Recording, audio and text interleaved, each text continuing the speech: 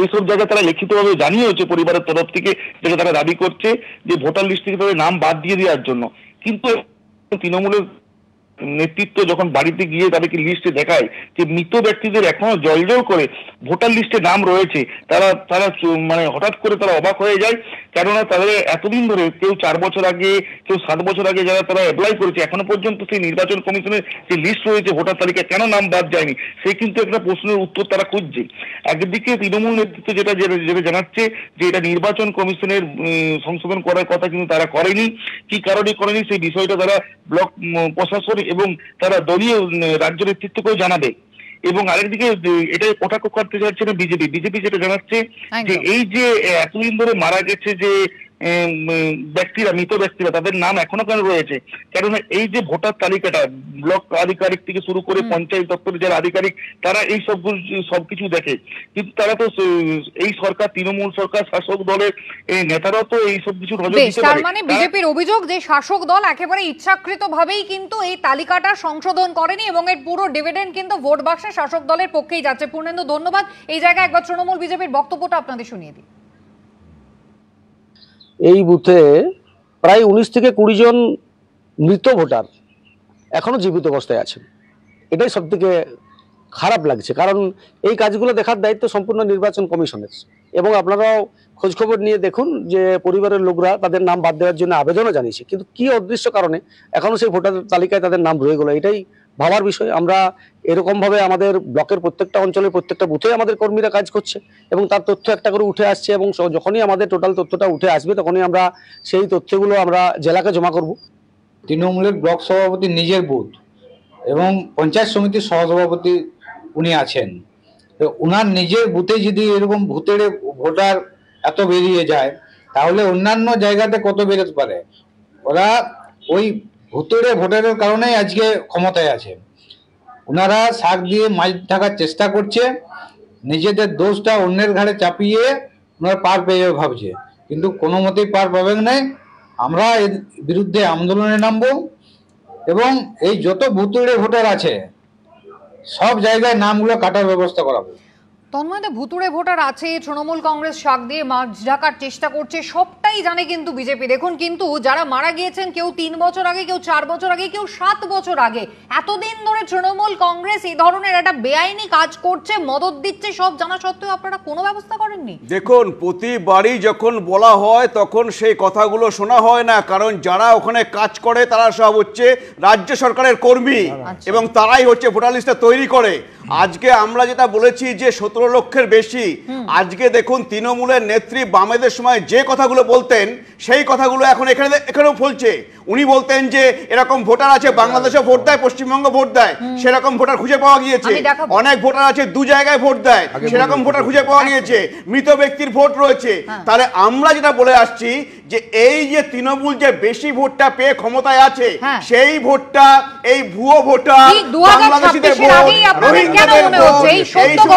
লোকসভা নির্বাচন হয়ে গেল, তার আগে বিধানসভা হয়েছে, পুরসভা হয়েছে, এতগুলো নির্বাচন হচ্ছে, আপনারা তো একবারও বলেননি ঠিক 2026-এর আগে হঠাৎ করে কি মনে হলো? দেখুন, প্রতিটা ক্ষেত্রে আপনি যদি ব্লক লেভেলে গিয়ে দেখেন, বিএলআরওকে আমাদের ওখানে হচ্ছে ব্লকের যারা কমিটি আছে তারা গিয়ে বলে আসে, তারা সেগুলো দেখিয়ে আসে, কিন্তু হচ্ছে নামগুলোকে বাতিল করার দায়িত্ব হচ্ছে এই নির্বাচন কমিশন, যেটা হচ্ছে হয় সরকারি কর্মীরা, তারা সেটা করে না। মঙ্গলবার দিন তো যাবেন জাতীয় নির্বাচন কমিশনে, তাহলে এতদিন পর্যন্ত যাননি কেন ভাস্করবাবু?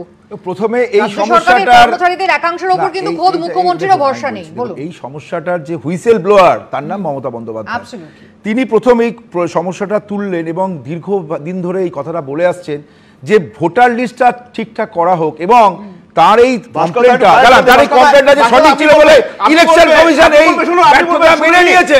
ইলেকশন কমিশন এই ব্যর্থতা মেনে নিয়েছে। গত বছর বিজেপি বলেছে এটা, কিন্তু আমি বলছি আপনি বলুন যে এই ভুয়ো ভোটার যদি তৃণমূল যদি করবে, তাহলে তৃণমূল এই সমস্যাটাকে প্রথম এতদিন ধরে আপনারা কেউ প্রশ্ন তোলেন ইলেকশন কমিশন বলেছে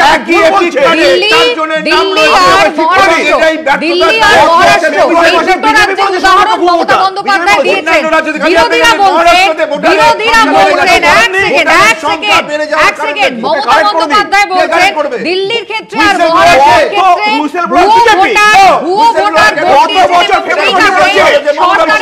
এসেছে কোথাও, সেটাকে সংকেত বলে মনে করছে তৃণমূল কংগ্রেস, এবং সেই কারণে আগামী বছর নির্বাচনের বছর খানেক আগেই ভোটার সংখ্যা বাড়লো,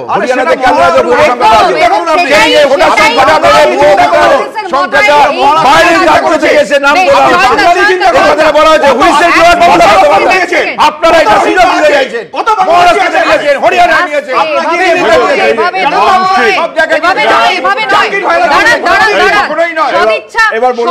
সদিচ্ছা কি আদৌ বিজেপিরও ছিল বা তৃণমূল কংগ্রেসেরও সমানভাবে রয়েছে? প্রথম কারণ হচ্ছে যে প্রতি বছর আমরা সিপিআইএম এর পক্ষ থেকে নির্বাচন কমিশনের কাছে বামফ্রন্টের অন্যান্য পার্টি সহ আমরা গিয়ে প্রতিবারই যে তালিকাগুলো থেকে নাম ডিলিট করা হবে বা একাধিক নাম রয়েছে ভুতুড়ে ভোটার বলে যে যাদের যেগুলো বলছেন সেগুলো ডিলিট করার কথা আমরা নিয়মিতই বলি, কিন্তু বছরের পর বছর সেগুলো রয়েই যাচ্ছে এবং তাদের ভোটও পড়ে যায়। আমি নিজে প্রার্থী ছিলাম তখন এই ঘটনা দেখেছি, অন্যান্য নির্বাচনে কাজ করার সময় দেখেছি, কারণ বুথ লেভেল থেকেই আমাদের কাজ করতে হয়। এখানটায় দাঁড়িয়ে মমতা বন্দ্যোপাধ্যায় হুইসেল ব্লোয়ার, কারণ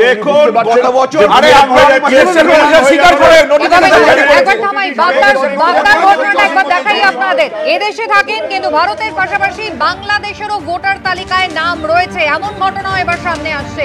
উত্তর 24 পরগনার বাগদা এবং পূর্ব বর্ধমানের পূর্বস্থলীতে এই চাঞ্চল্যকর অভিযোগ উঠছে। বাগদার শহীদুল এবং পূর্বস্থলীর ভৃগুরামকে নিয়ে আপাতত এলাকা সরগরম। উত্তর 24 পরগনার বিজেপি নেতৃত্ব দাবি করছে বাগদায় তারা এমন তৃণমূল কর্মীর সন্ধান পেয়েছেন যার ভারত আর বাংলাদেশ দুদেশের ভোটার তালিকাতেই নাম রয়েছে। বিজেপি সূত্রে দাবি এলাকায় সক্রিয় তৃণমূল কর্মী তিনি, যদিও শহীদুল কিন্তু অভিযোগ অস্বীকার করেছেন।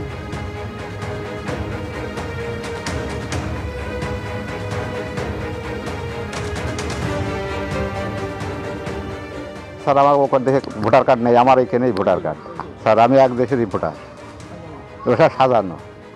কেন এরকম মানে আপনার ছবি তো দেখাচ্ছে যে ওটা আপনার ছবি? তার কারণ স্যার ওই দেশ সম্পত্তির ব্যাপার নিয়ে আমি কেস করেছি, বুঝলেন। ওরা হচ্ছে আমার বাবা হাসে যেটার হাঁটাইনো ছেলে বাংলাদেশ থেকে এসেছিল, এসে আমার বাপের জেঠার হাত থেকে বাপ কাকা বলে এখানে বিয়ে শাদী করে সেই সম্পত্তি ফাঁকি দিয়ে খাচ্ছে।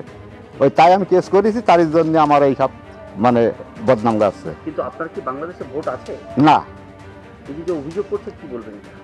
অভিযোগ আমার পুরো মান সব এখানে ওরা সাজিয়ে নিয়ে গিয়েছে সব। কতদিন আগে আপনি দেশে এসেছেন? জন্মসূত্রে এখানে। আপনার জন্ম এখানে? হ্যাঁ। কিন্তু বিজেপির কি দাবি দেখুন। বিধানসভায় এই শহীদুল বিশ্বাস দেখুন ভোটার লিস্টে না, এই শহীদুল বিশ্বাস, মিনারা বিশ্বাস, নিহার বানু বিশ্বাস, গদ্দাফি বিশ্বাস, সাদ্দাম বিশ্বাস, পুরো পরিবার বাংলাদেশ। তৃণমূলের জেলা সভাপতির গুণধর লোক এরাম অনেক অসংখ্য আছে যারা সংখ্যালঘু সম্প্রদায়ের মানুষ, এখানে অনেকেই আছে। বাংলাদেশেও তারা ভোটার, তারা এখানকারও ভোটার, কারণ তৃণমূল জানে তারা এই রোহিঙ্গা ভোটার, এই তালিবানি ভোটার, এই জিহাদি ভোটার, এই সব ভোট ছাড়া তারা কখনোই এই রাজ্যে ক্ষমতায় আসতে পারবে না। মিস্টার চট্টোপাধ্যায়, বিজেপিকে জিজ্ঞেস করলে বিজেপি বলবে এরা বাংলাদেশ থেকে আসছে, এরা বাংলাদেশি ভোটার, এরা রোহিঙ্গা, এরা হচ্ছে তৃণমূলের ভোট যন্ত্র হিসেবে ব্যবহৃত হচ্ছে। তৃণমূল কংগ্রেস বলবে যখন জাল পাসপোর্টের মতো ঘটনা সামনে আসবে তখন তৃণমূল কংগ্রেস বলবে নজরদারি কোথায়, পাসপোর্ট অফিস কার, অর্থাৎ দায় কার, এই ঠেলাঠেলিটা চলবে। কিন্তু সাধারণ মানুষ নিজেদের অস্তিত্ব বিপন্ন হয়ে যাচ্ছে। দেখুন, আপনি যদি কনস্টিটিউশন অফ ইন্ডিয়া দেখেন, যদি আপনি ভোটার কে হতে পারে সেখানে he must B a citizen of India. সুতরাং একটা লোক ইন্ডিয়ার citizen as well as Bangladesh citizen হতে পারে, ডুয়েল সিটিজেনশিপ এখনও ইন্ডিয়াতে অ্যালাউড নয়। সুতরাং এই যে কেসগুলো হচ্ছে এগুলো পিকুলিয়ার কেস, এবং এই কেসগুলোকে ইমিডিয়েটলি খুব স্ট্রং আর্ম ডিল করা উচিত। ভূতগুলোকে ইচ্ছে করে বাঁচিয়ে রাখে সমস্ত রাজনৈতিক দল, এর পিছনে কোনো না কোনো রাজনৈতিক দল ওদের নাম রাখে এবং অন্য রাজনৈতিক দল প্রোটেস্ট করে। কিন্তু ইলেকশন কমিশন হচ্ছে হাইয়েস্ট অথরিটি, ইলেকশন কমিশনের উচিত এগুলো প্রপার ইনভেস্টিগেশন করা এবং নামগুলো বাদ দেওয়া। যদি ইন্ডিয়ান সিটিজেন বাংলাদেশ সিটিজেন হয় definitely he should be deleted. হতে পারে না একটা লোক একটা দেশের সিটিজেন এবং ইন্ডিয়ারও সিটিজেন দুই জায়গাতে ভোট দেবে, এটা কিন্তু আমাদের ইলেকশনে কোনো জায়গাতে ম্যান্ডেটে কোন জায়গায় this are the else of democracy.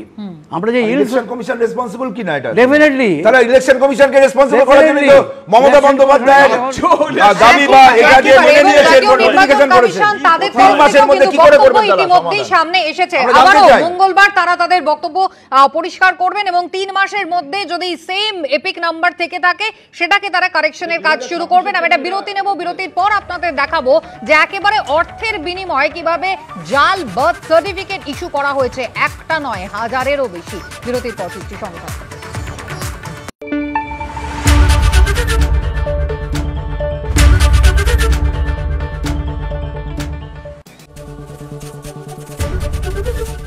Lights. The all-new Jupiter is more than more. Mileage more. More. Storage too is even more. All-new এসে গেছে একদম নতুন টিভিএস জুপিটার, ইন্ডিয়ার নতুন। ज़्यादा इकुआ अधिकम बेशी शास्ता अधिका वधु बेशी। সাফল্যের পথে দুই কন্যার পাড়ি। ছোটবেলায় মেয়েটির খেলনার ঝুড়িতে থাকতো বিমানের রেপ্লিকা। কে জানতো সেই একদিন বসবে ককপিটে? ট্রেনি পাইলট, কো পাইলট থেকে বহু পথ পেরিয়ে আজ তিনি ফ্লিট কমান্ডার শতভিষা বন্দ্যোপাধ্যায়। আরেকজনে যাত্রাপথে দুপাশ দিয়ে সরতে থাকে ব্যস্ত কলকাতা। ইঞ্জিনিয়ারিং স্টুডেন্ট, কিন্তু পরিবারের হাল ধরতে গাড়ি সংসার দুয়ে স্টিয়ারিং এ হাতে তুলে নিয়েছেন ক্যাব চালক দীপ্তা ঘোষ। দুই অসামান্য নারীকে আন্তর্জাতিক নারী দিবসে নিউ পরিতোষ জুয়েলার্সের কুর্নিশ। হ্যাঁ, কোথায়? ওই আমাদের নতুন প্রতিবেশী এসেছে না গুপ্তাজি, ওনাকে ডিনারে ডেকে নেব কখনো। প্রভুজি, সোনপাপড়ি বিলি করার জন্য নয়, খাওয়ার জন্য রে। প্রভুজি সোনপাপড়ি, শুধু খাওয়ার সুযোগ খুঁজি। প্রভুজি শুধু খাওয়ার সুযোগ খুঁজি। Park view super speciality hospital Salt Lake ABP Ananda স্বাস্থ্য সম্মান 2024-এ হেমাটো অঙ্কোলজি ও বোন ম্যারো ট্রান্সপ্লান্টেশন বিভাগে বিশেষভাবে সম্মানিত হয়েছে। Park view super speciality hospital Salt Lake. মন্ত্রীর কতজন নিরাপত্তা অফিসার আহত? এমন তো হয়নি প্রচুর লোকের হামলা। যাদবপুর কাণ্ডে ঘটনার সময় ফের পুলিশের ভূমিকায় প্রশ্ন হাইকোর্টের। ইন্দ্রনুজের অভিযোগে অবশেষে পুলিশের এফআইআর। শিক্ষামন্ত্রীর গাড়িতে পিষ্ট ছাত্র, কেন নীরব বিশ্ববিদ্যালয়? প্রশ্ন বড়ুয়াদের। বিরুদ্ধে আমরা আইনি মামলা করতে চাই। যাদবপুরের উপাচার্য ছাড়াই যাদবপুর নিয়ে রাজ্যপালের বৈঠক। হাসপাতাল থেকে ভার্চুয়ালি লগ ইন, অপেক্ষার পর লগ আউট করতে শুরু বৈঠক। পুলিশি অত্যাচারের অভিযোগ, এসএফআই এর পর এবার হাইকোর্টের দ্বারস্থ ডিএসও। সোমবার শুনানি। এদেরকে লাঠি ঘুষি মারা হয়েছে। মামলার শুরু শেষ আমরা বুঝে নেব। টাকা নিয়েও দেওয়া হয়নি চাকরি। ফেরত দিতে বেহালার 37 কাঠা জমি 3.5 কোটিতে বিক্রি করেছিলেন কালীঘাটের কাকু। দাবি সিবিআই এর সাপ্লিমেন্টারি চার্জশিটে। প্রাথমিক নিয়োগে দুর্নীতিতে সিবিআই এর মামলায় অয়নশীলের জামিন। এক মামলায় জামিন পেলেও পুরো নিয়োগ মামলায় থাকতে হবে জেলে। এবার 300 স্কয়ার ফুটেই কলকাতার 3তলা বাড়ির অনুমতি। বড় করে টাঙাতে হবে প্ল্যান সংক্রান্ত তথ্য। কলোনি এলাকায় এক ধাক্কায় কমল অনুমতি সংক্রান্ত খরচ। প্রশিক্ষণের সময় আম্বালায় ভেঙে পড়ল জাগুয়ার, পাইলটের রক্ষা। যান্ত্রিক ত্রুটি বুঝেই লোকালয়ের বাইরে যুদ্ধবিমান নিয়ে যান পাইলট, জানালো বায়ুসেনা। হাওড়ার বাঁকড়ায় কাপড়ের বাজারে বিধ্বংসী আগুন, 5 তলার গুদাম পুড়ে ছাই। ঘটনাস্থলে দমকলের 5টি ইঞ্জিন।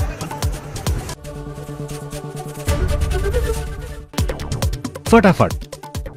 টাকা নিয়েও দেওয়া যায়নি চাকরি। ফেরত দিতে বেহালায় 37 কাঠা জমি 3.5 কোটিতে বিক্রি করেছিলেন কালীঘাটের কাকু। দাবি সিবিআই এর সাপ্লিমেন্টারি চার্জশিটে। নদিয়া তৃণমূলে ফের প্রকাশ্যে দ্বন্দ্ব। মহিলা কর্মীর অভিযোগে সমবায় সমিতির প্রায় 14 কোটি প্রতারণার মামলায় দলেরই প্রাক্তন শহর সভাপতি গ্রেপ্তার। একদম চক্রান্ত। ফটাফট। এক ঝলকে জেলায় জেলায় ভুতুরে ভোটার, কোথাও আবার বাংলাদেশি। তালিকা নিয়ে এবার নির্বাচন কমিশনে যাচ্ছে বিজেপি। 17 লক্ষের বেশি এরকম নাম আছে পশ্চিমবঙ্গের ভোটার লিস্টে। 3টে প্যারামিটারে তারা সেম। সার্ভে পার্কের পর ঠাকুরপুকুর, নতুন ফাঁদে এটিএম এ প্রতারণা। মেশিনে আটকে কার্ড, দেওয়ালে লেখা ইঞ্জিনিয়ারের নম্বরে ফোন করতেই প্রতারকের শিকার। এবার 300 স্কয়ার ফুটে কলকাতায় 3তলা বাড়ির অনুমতি। বড় করে টাঙাতে হবে প্ল্যান সংক্রান্ত নথি। কলোনি এলাকায় এক ধাক্কায় কমল অনুমতি সংক্রান্ত খরচ।